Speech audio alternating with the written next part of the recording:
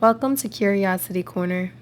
Today we're exploring one of the most fascinating and mysterious rituals of ancient Egypt, the weighing of the heart ceremony. In ancient Egypt, your heart could betray you. And somewhere in the shadows, a creature waited, waiting to devour the souls of the unworthy. The question was simple: would your heart survive the judgment?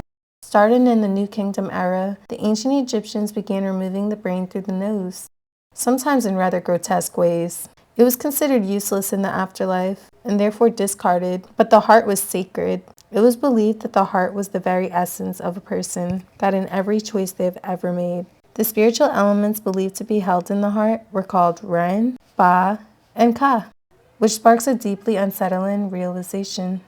Your own heart would speak, and if it spoke the truth of your life, would it betray you? The ancient Egyptians prepared the dead with extraordinary care. The internal organs were removed and treated with resins and salts, and preserved inside containers known as canopic jars. Each jar was protected by one of the four sons of Horus: Imseti, Hapi, Duamatef, and Kabas-Senuef. But the heart remains inside the chest. It was carefully dried and preserved during the mummification process. To protect it, priestesses placed a powerful amulet over it. Many of the crabs were inscribed with a spell from the Book of the Dead, a whisper of protection, asking that the heart remain silent during judgment. After death, the soul began its journey. It entered a realm called Duat. The Duat was a strange and shadowed landscape of rivers, caverns, and shifting pathways.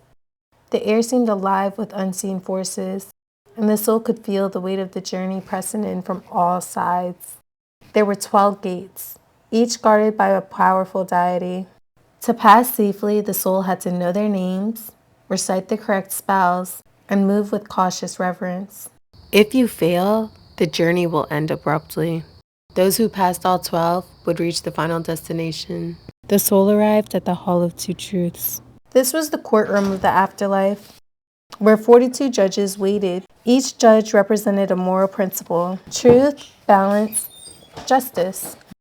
Before the judgment could begin, the soul had to declare its innocence. These declarations were known as the negative confessions. I have not stolen, I have not spoken lies, I have not caused harm.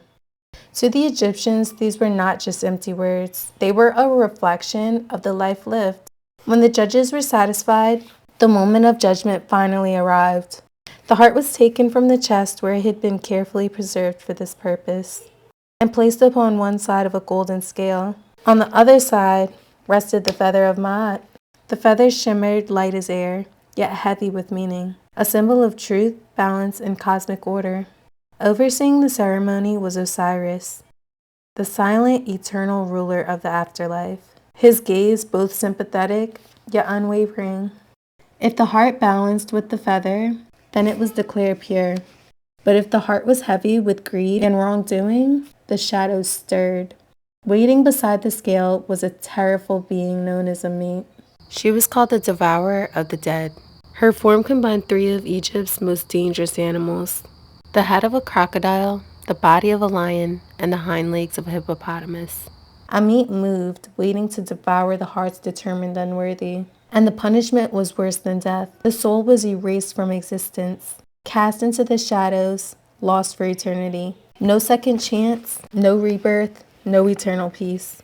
But for those whose hearts were balanced, a different fate awaited. They passed into the Aaru, a perfect version of the world they knew.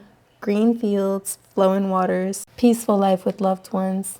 And every person from pharaohs to farmers believed they would one day stand before the scales. Imagine that moment. You stand inside the Hall of Two Truths. The judges watch silently. Osiris sits upon his throne. Your heart rests on the scale. And somewhere in the shadows, Ammit waits. If your heart were placed on the scale today, what would it reveal?